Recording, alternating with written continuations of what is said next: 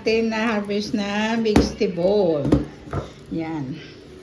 Talbos ng kalabasa, bulaklak ng kalabasa, mayroon tayong lemongrass. Ayan, may lemongrass din tayo guys na harvest. Then ayan, marami tayong kalabasa na harvest, bulaklak ng kalabasa at saka yung talbos niya. Ang mahal kaya niyang talbos ng kalabasa at bulaklak na sa $4, kaya yung isang tali maliit lang. Ayan, sa sobrang init guys, grabe, ayan, nalanta agad. Ayan, may onion tayo, spring onion. Tapos mayroon tayong munggo na harvest. Ayan, haro natin yan.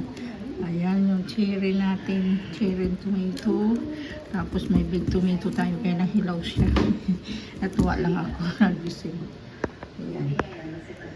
Ayan yung na-harvest natin today.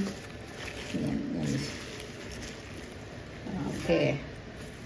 Meron tayong laswa ngayong araw. Ayan.